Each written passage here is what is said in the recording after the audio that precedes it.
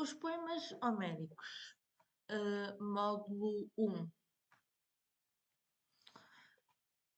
A história do estudo da poesia de Homero. A primeira fase é desde a sua composição até os estudos filológicos de Alexandria. Aqui houve o desenvolvimento de corporações de intérpretes profissionais, chamados os rapsódios, que eram homens que decoravam a poesia épica e viajavam pelo mundo grego a declamá-los em troca de ganho monetário ou hospitalidade. Alguns foram muito famosos, como Sineto de Quíos e Ion. Os poemas homéricos eram então a base da educação em várias cidades-estado, e as crianças aprendiam a escrever copiando os seus versos e os adultos citavam-nos como máximas morais.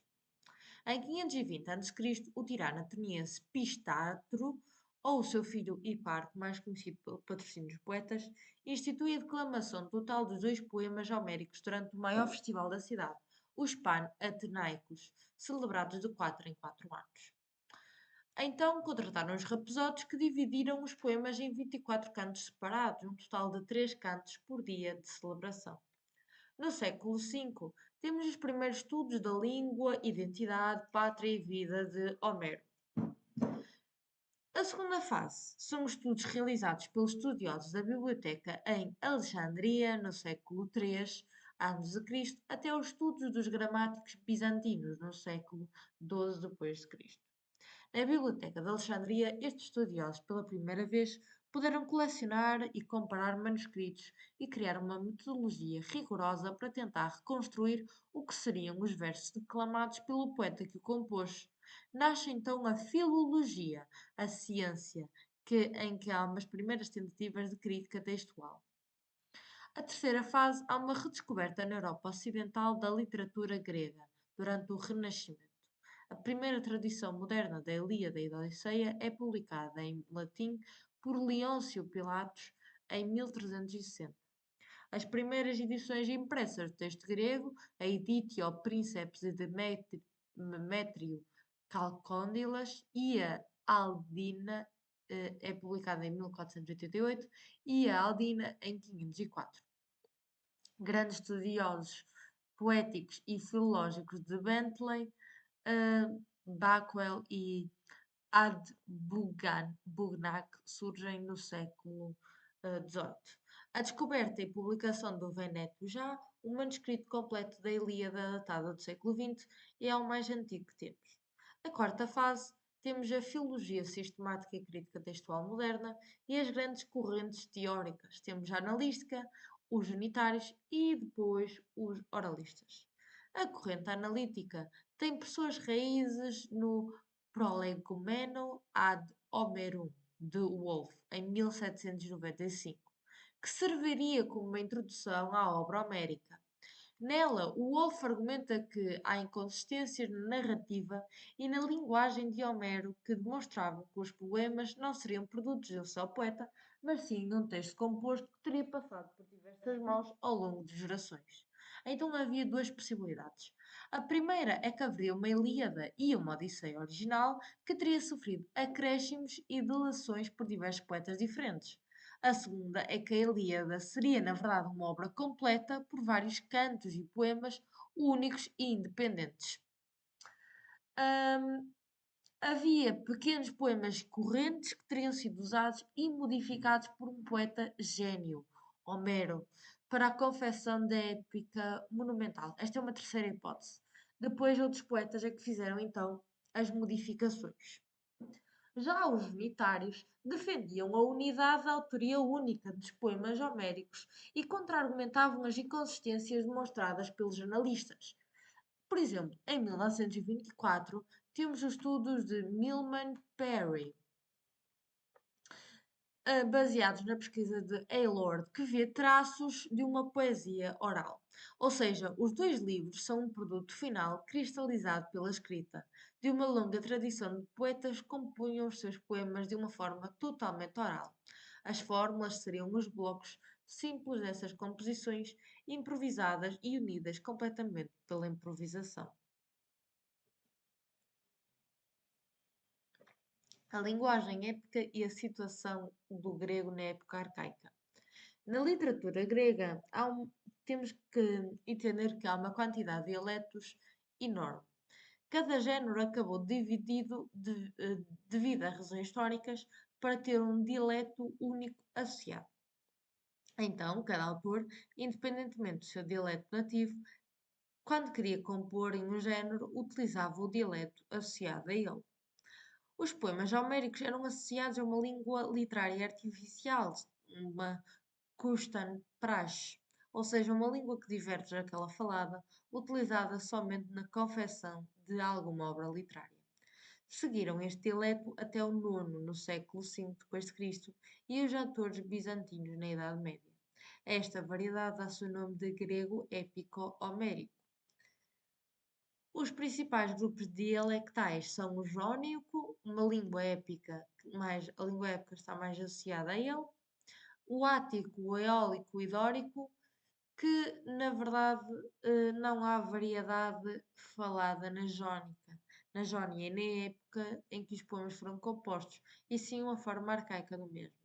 Por isso, o dialeto épico apresenta formas e características que não pertencem ao jónico, nem mesmo numa forma muito arcaica, mas sim a dialectos vizinhos, principalmente o eólico e o ático. Também apresentam características atestadas no período micénico, na era do Bronze Tardia, que na época arcaica já tinham desaparecido. Qual é então a poética? Vamos falar sobre a poética da época grega. Aqui a questão da métrica dos poemas. O metro heroico, ou hexámetro dactílico, é o verso épico por excelência. Chama-se hexámetro, pois é dividido em 6 hex, medidas de igual duração, chamadas metron, intitulados pés, chamados podes. Cada pé, ou seja, cada podes, é subdividido em 2 tempos iguais, chamados de morai. O dactílico surge então porque cada pé forma um dactílico ou um espondeu. Ou seja, em grego antigo não é a tonacidade de uma sílaba que importa, mas sim a sua quantidade. A quantidade de uma vogal tem um valor fonético e a duração em que uma vogal é falada serve também para distinguir palavras, não só a qualidade. O jogo poético no grego e latim é encaixar em sua devida posição uma sílaba longa ou curta e assim formar a métrica desejada. É importante notar que a métrica épica segue um padrão normativo, mas muitas vezes transgrede-as para atingir um efeito poético especial. Outras pela pura conveniência do poeta, por exemplo, a brevis in loco. No UC Student tem um exemplo prático sobre isto.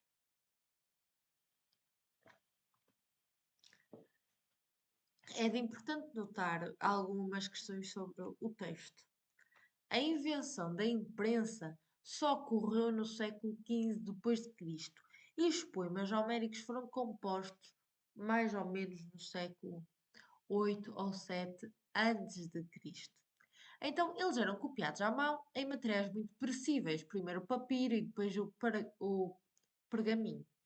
Também essa cópia tinha muitos erros que podiam ser copiados por outros escribas que manteriam o erro original. Então há centenas de variantes registadas.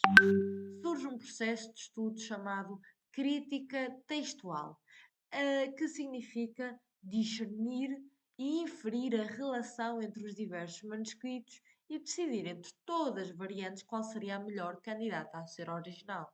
A uma edição que leva em conta todos esses estudos da crítica textual chama-se edição crítica, que apresenta argumentos a favor das suas decisões editoriais e contém uma discussão geral acerca da relação dos manuscritos, bem como a enumeração de todos os manuscritos utilizados pelo editor.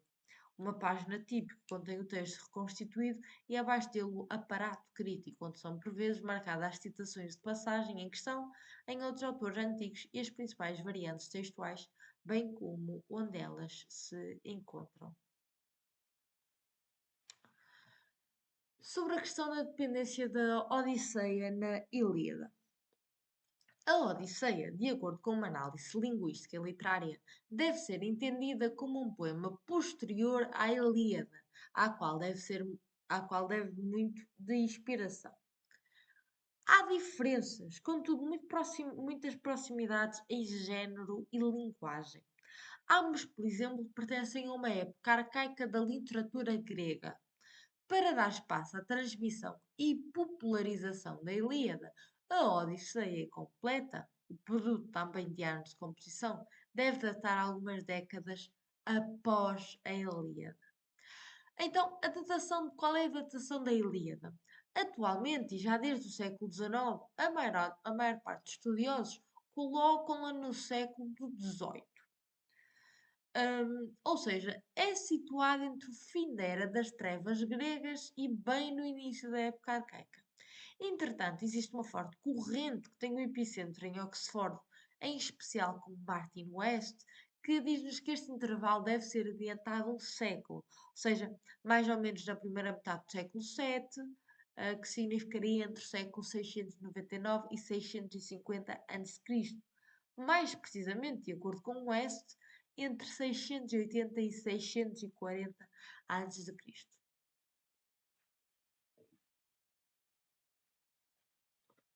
Segundo a tradição, Homero é o mais antigo dos poetas. Os estudiosos alexandrios na época helenística, no século IV e até o século I a.C., determinam a sua posição como o primeiro entre todos os poetas. Até então era considerado como sendo contemporâneo de Hesíodo, o pai da poesia didática, e autor da Teogenia e dos Trabalhos e Dias. Nota que a maior parte dos estudiosos chegou à conclusão de que a poesia de Homero é posterior à de Hesíodo. A sua vida é um mistério. Colocam-nos alguns como testemunhas da Guerra de Troia, tipicamente datada do século XII, e a maioria coloca-no como posterior até 500 anos depois, ou seja, nos séculos VII, junto de Arquíloco, mas antigo poeta iâmbico. Qual é o processo de datação da Ilíada? Ambos os livros são textos escritos, logo não podem proceder à reintrodução da escrita na Grécia. O alfabeto não surge espontâneo na Grécia, mas é importado dos fenícios, algo que os gregos tinham plena noção. A sua introdução e difusão aparecem nos registros arqueológicos só a partir do início do século VII, ou seja, é impossível que estes poemas sejam anteriores a 800 a.C. Para montar uma cronologia relativa, usa-se referências certas para limitar a extensão dos tempos de um acontecimento incerto ou desconhecido, com o objetivo de limitar a extensão do tempo. Surgem então dois conceitos: o terminus post quem, que significa término depois que, em que representa aquilo que é certo depois de que algum ocorrido teve a sua existência. E temos também o terminus ante quem, ou término antes que representa aquilo que é certo em que algo aconteceu antes da sua existência. Então vamos aos dados arqueológicos para ver quais são os argumentos ante quem e quais são os argumentos post quem. Começando pelos ante quem. Na Jónia, em 750 a.C., houve uma explosão de interesses no tema épico-heróico, e isto é demonstrado na arte e na iconografia. Por exemplo, a taça de Néstor, na ilha Isquia, na antiga cidade de Petecoussas, é a mais antiga atestação de versos em hexámetro dectílico. Muitos chegaram a conectar este copo com a passagem da Ilíada, que faz referência a um copo especial de Néstor. Mas o objeto descrito parece mais com um achado na escavação de Micénia feita por Schliemann, ditado da era micénica do século XVI a.C. As ilustrações, em especial em vasos e outros utensílios, só começam a retratar cenas da Ilíada somente no último quarto do século VII e abundam só a partir do século VI. Na literatura, a mais antiga imitação poética da Ilíada é em Minermo, na Jónia, no fim do século VII. Alceu, um poeta da ilha de Lesbos, falando de dialeto eólico, também imita a Ilíada. Ou seja, no início do século VI, os poemas homéricos, em especial a Ilíada, já eram conhecidos e populares pela maioria do mundo grego. Logicamente, os poemas devem ser anteriores a isto por pelo menos algumas décadas. Se são anteriores, podemos aferir que o terminus ante quem é 630, mais ou menos 630 a.C. Agora aos dados post-quem. As representações dos poemas homéricos tendem somente a aumentar. Devemos então buscar no corpus poetarum grego alguma obra que parece ser influenciada a Ilíada em sua composição. A poesia surge então a poesia de Hesíodo e Tirteu. O Oeste diz-nos que há um total de 29 instâncias nas quais a Ilíada parece estar a imitar a poesia de Hesíodo. Todos, menos o Careço, aparecem nas listas mais longas de Hesíodo, mas somente o Simoente, o Escamandro e o Esepo estão situados perto de Troia. Os outros são incertos, mas não carregam nomes relacionados com a Troade, mas sim com a Trécia. A Ilíada demonstra ter conhecimento de uma outra tradição poética, a elegia marcial, de Tirteu, na Laçónia, em meados do século VII. Porquê? Em Tirteu, a passagem é um encorajamento aos jovens da cidade para que lutem e morram na guerra. Já na Ilíada, Príamo está a suplicar a Heitor que ele não vá para fora das muralhas para lutar contra Aquiles, porque se Heitor morre, também morre a esperança dos troianos de vencerem os aqueus. E então eles iriam invadir as muralhas e matariam a todos. Há aqui uma quebra de sentido lógico, não é? Da oposição entre o corpo velho e novo, mortos em batalha. Agora temos um velho que é morto dentro das muralhas e a morte de um jovem fora delas, no campo aberto. Esta última imagem é totalmente irrelevante para o argumento do Priamo. Por que mencionar isso? Ainda mais, se o cadáver do jovem é tão belo, por não encorajaria Priamo a Heitor em sua vontade de ir lutar e morrer? Ou seja, Homero tinha conhecimento de um poema com esse mesmo modelo e decidiu imitá-lo em sua própria composição, tendo de mudar algumas coisas devido ao contexto. Então, ou Homero está a imitar Tirteu, ou alguém do mesmo género de Tirteu. A elegia marcial, por exemplo, tem as suas origens na Jónia, assim como a época, e a Salgueiro não deve ser muito anterior. Em conclusão, a Ilíada deve ser posterior ou contemporânea a Tirteu no meio do século VII. Já na questão da geografia. A Ilíada pressupõe uma série de conhecimentos geográficos que só seriam do conhecimento dos gregos a partir de certo ponto histórico.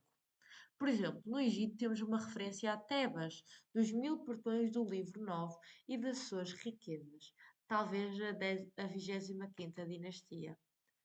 Já em Trácia do Mar Negro, pressupõe um conhecimento de áreas de além da foz do Danúbio e dos povos pastoralistas que lá viviam.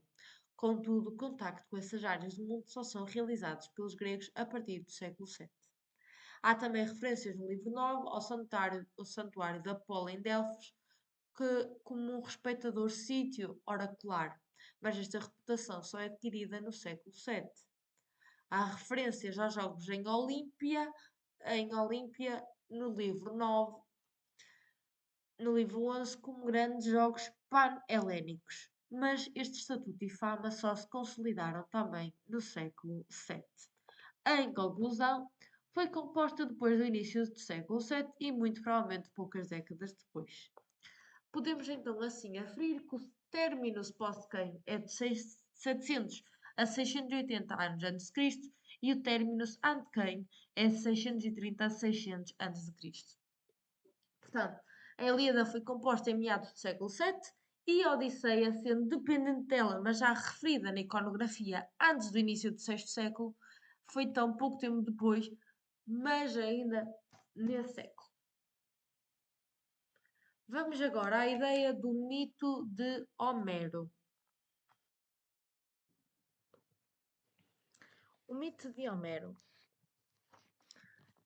Nas fontes escritas, há textos que propõem relatos da vida de Homero.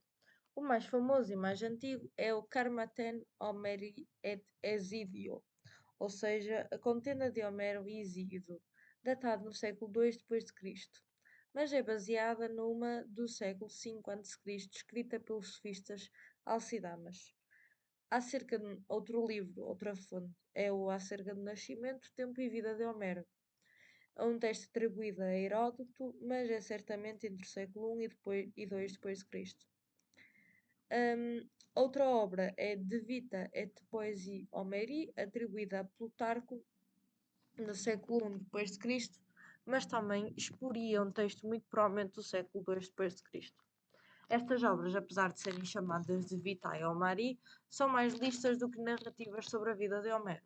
Têm breves informações, como por exemplo, a narrativa comum consiste em falar sobre um poeta, às vezes com o nome original Melecisnes, que teria sido mudado para Homero por causa do seu tempo como cativo, como no caso do pseudo-Heródoto, natural de Cime, na Eólida, ou Esmirna, na Jónia, ou Ios, nas Ciclades, ou até da ilha de Quios, próximo à Ásia Menor, onde sempre teria tido a maior parte da sua carreira e fama. Outra narrativa comum é que ele seria cego, que teria sido reconhecido em vida como um grande poeta, inventor ou marco de muitos géneros, dentre eles a épica, mas também outros como a comédia, e morreu por ter falhado em responder a uma charada hum, proposta por meninos pescadores. As fontes orais dizem-nos que as histórias acerca de Homero entre a vida circulavam pela Grécia e além desde muito antes.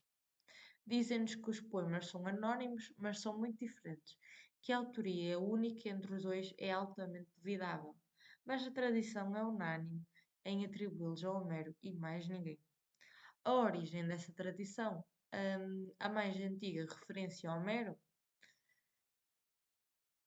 em Pausânias a citar Calino, um poeta da segunda metade do século VII, não conecta com a Ilíada nem a Odisseia, mas sim com a Tebaida, um outro poema épico sobre a guerra de Tebas, não Troia. É só em 520 a.C., com Pistrato ou Eparco, que ambos os poemas são apresentados com o nome de Homero ligado. Contudo, a tradição nesta época já estaria bem solidificada. Temos então os fragmentos 10 e 11 de Xenofontes e 42 de Heráclito, ambos no início do século VI, onde Homero já aparece como o maior dos poetas. Ou seja, a tradição é significativamente tardia.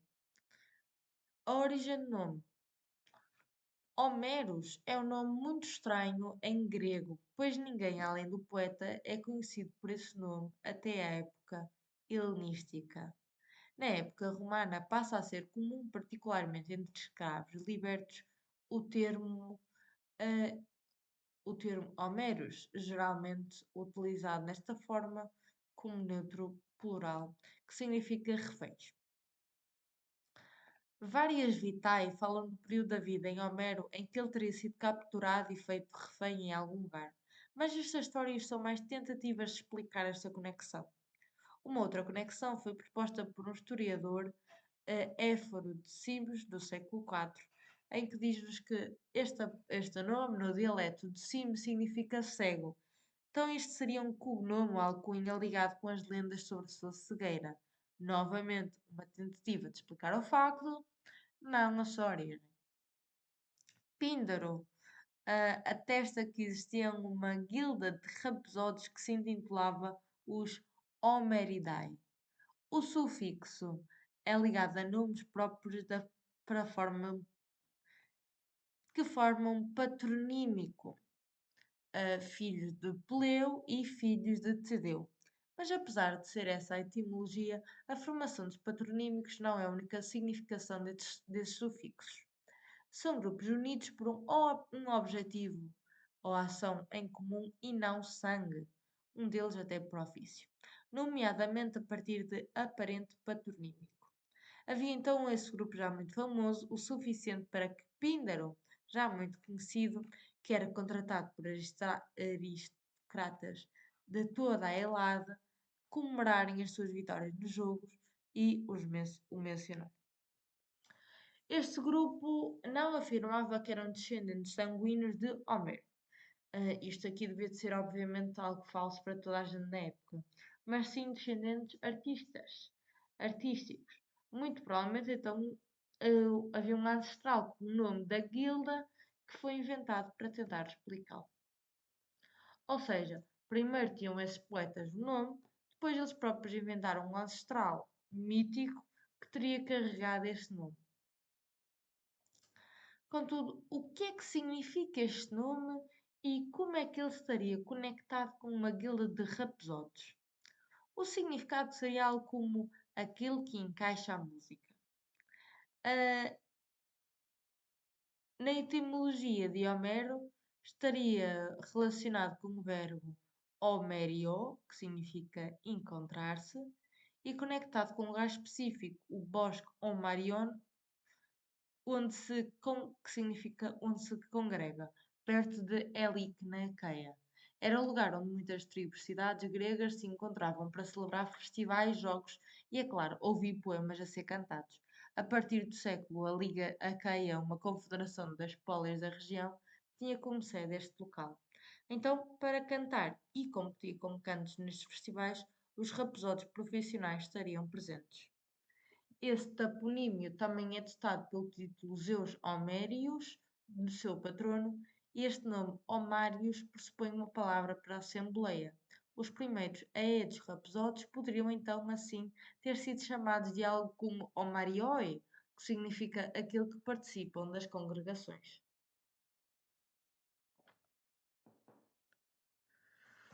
Uma nota sobre estudos antigos. Os testemunhos antigos mantêm a noção de um indivíduo, o Homero, que teria sido o único autor cuja obra teria sido modificada em maior ou menor medida por mãos posteriores.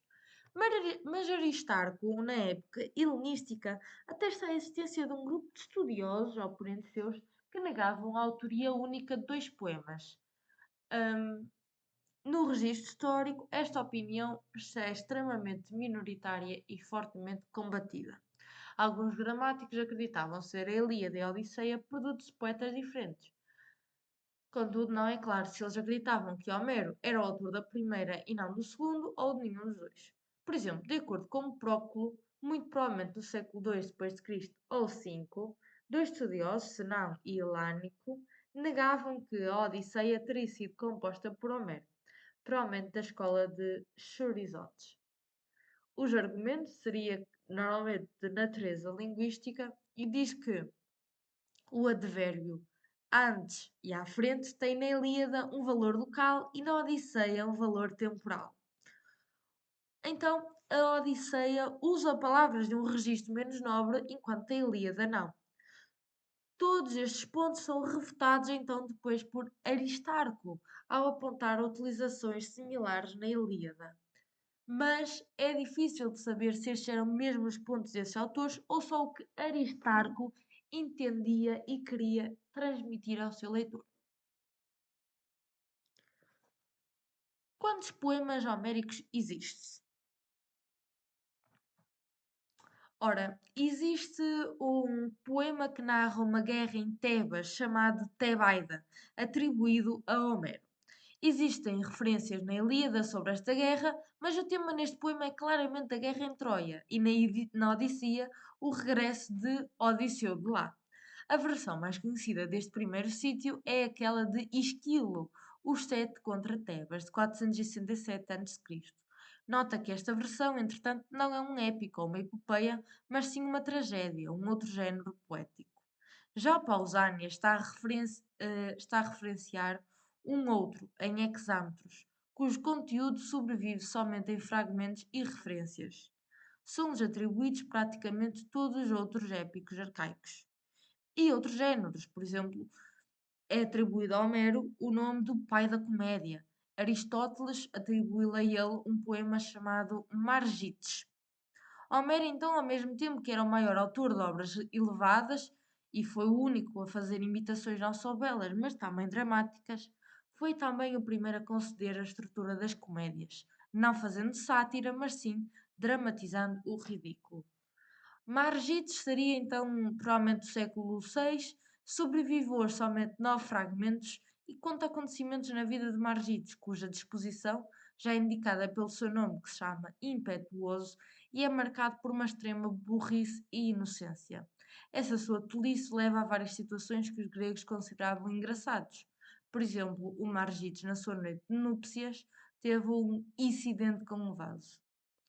Outros poemas. Temos o Cercrópolis, no século VI, que em tradução significa faces de pênis, que era uma espécie de macacos. Também, qual era a história? Havia dois irmãos trapaceiros, os Cercrópolis, que foram avisados pela mãe do perigo de encontrarem um rabo negro.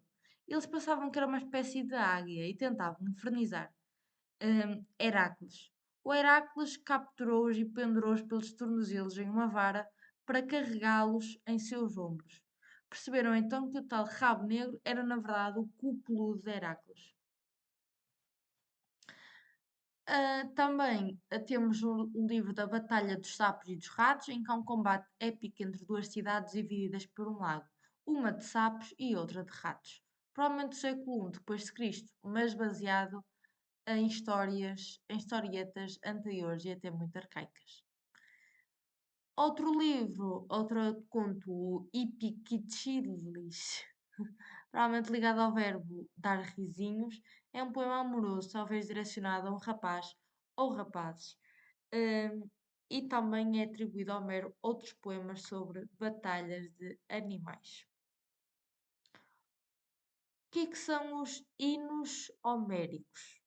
São cantos em hexámetros dedicados a um deus em especial e terminam tipicamente com uma despedida a esse deus e a promessa de iniciar um outro canto maior. Apesar de autores mais tardios, após a época clássica, usarem o título de Homero e Menóis, o nome mais antigo para este género era proémio, porque eram compostos para ser cantados antes de um pedaço de canção, ou seja, antes de um episódio iniciar, o canto principal, ou um pequeno épico, ou uma parte de uma maior. Por exemplo, Crates de Males, no século II a.C., tinha uma cópia da Ilíada com um proémio às musas e a Apolo. De facto, todos são atribuídos, ambos em manuscritos e autores pré-helenísticos, a Homero. Isto dá-se pela prática destes rapsódios de atribuir sempre a seu fundador mítico todos os poemas. Atualmente, o consenso é que os vários, que são 33 hinos, são um produto de vários autores de diferentes localidades e tempos, geralmente entre a segunda metade do século VII a.C. até meados do século V e talvez depois. Já na época helenística, a maior parte dos estudiosos já duvidavam da autoria de Homero. Para eles, os únicos autênticos eram dois, a Ilíada e a Odisseia. Outros poemas épicos na antiguidade existiam e cada um tinha a sua própria temática mitológica, ou seja, descreviam episódios que constituem um acontecimento maior. Ao conjunto destas temáticas dá-se o nome de ciclo épico. Este termo não aparece antes do século II depois de Cristo, mas o conceito aparece em Aristóteles, quando ele fala de poemas épicos e de outros poetas que se encaixam na narrativa mais larga da Guerra de Troia. É Próculo que vai nos dar uma definição específica. Ele diz que começam com a união mitológica entre o céu e a terra, da qual nascem os três Hecatonquiros e os três Cíclopes. Passa pelos outros mitos sobre os deuses dos helenos, deuses pagões, assim como por aquele que pode ser histórico. O ciclo épico é composto por vários poetas, terminando com um desembarque de Odisseu em Ítaca, onde é morto por Telegón, sem tê-lo reconhecido. ou seja, uma teogonia não existente de Hesíodo, mas talvez a fonte dela, passaria por todos os mitos gregos, ou uma boa parte deles, até chegar a Troia e terminar com o fim deste ciclo.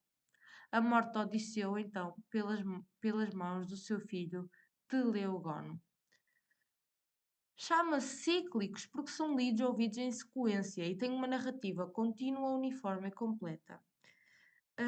E é de importância realçar que nenhum dos conhecidos destes ciclos são anteriores à Ilíada. Isto aparece no Chrestomathia Grammaticae, do Próculo, no século II a V d.C., em que há uma sistematização de toda a literatura grega, delimitando os seus géneros e principais autores, bem como oferecendo críticas a eles. O Fócio, patriarca da Constantinopla no século IX d.C., em sua biblioteca, tem um compêndio de abreviações de cerca de 280 obras que compunham a sua biblioteca, não é? E por alguns manuscritos da Ilíada, incluindo o Venato já. Já na biblioteca de Apolodoro, no século I a II d.C., há um compêndio de mitos e lendas heroicas gregas. Ambos apresentam uma mesma definição do ciclo épico e oferecem resumos de alguns dos pontos de alguns dos principais poemas relacionados. Contando com a Ilíada e a Odisseia, são um total de 8 poemas. Daqueles perdidos, temos os sumários de Próculo. Temos então primeiro os cantos cíprios, que são usualmente atribuídos a um poeta cipriota, Estanásio ou Egésias, que conta as origens da Guerra de Troia até ao início da Ilíada. Carece de uma unidade narrativa e há uma série de episódios desconectados que explicam a origem da guerra de uma forma interessante. Já Etiopida é atribuído a Arquetino, conta a história de sucessivas intervenções estrangeiras em Troia após a morte de Heitor, primeiro das Amazonas, lideradas pela rainha Pantesleida, e depois por Memnon, o etíope, filha da deusa da aurora, que narra a morte de Aquiles e de Ajax, depois de retratadas na tragédia de Sófocles. A continuidade com a Ilíada, bem como o final abrupto dessa, levou alguns estudiosos a teorizarem ser o nosso final, adaptado para ser imediatamente seguido pelo início da Etiopida, sendo o final original ou diferente ou estava no verso anterior. O ciclo tebano conta a história de duas guerras na cidade de Tebas, uma entre os dois filhos de Édipo, narrada na Tebaida, e outra entre seus descendentes, narrada nos Epígenos, atribuída a Antímaco. A história de Édipo é contada na Edipodeia e o seu encontro em Esfinge e reinado em Tebas. Já a Alcemaníada conta a história de Alcmeon, filho de Amfiaron, um dos 7 que tentara tomar Tebas da primeira guerra, que mata a sua mãe, Irifil, por ter enviado o seu pai a uma guerra na qual com certeza morreria. Por último, os poemas sobre Heracles e Teseu. Há o mito sobre Heracles que tem a sua origem na época micénica, mas os poemas sobre ele deveriam já estar a circular só a partir do século VIII. A Ilíada e a Odisseia já fazem referências narrativas anteriores sobre Heracles que poderiam muito bem ter sido concretizadas em poemas orais ou não. A Criófilo ou Homero é atribuído um poema sobre a tomada de Equélia. A Psandro, o primeiro poema a retratar os 12 trabalhos em só 2 livros. A Panicíadas, um outro em 14 livros, sendo o terceiro maior épico pré-alexandrino. Teseu, então, é o maior herói ateniense e foi retratado, de acordo com Aristóteles, em poemas de vários autores, muito provavelmente só a partir do século VI, e nenhuma citação sobrevive.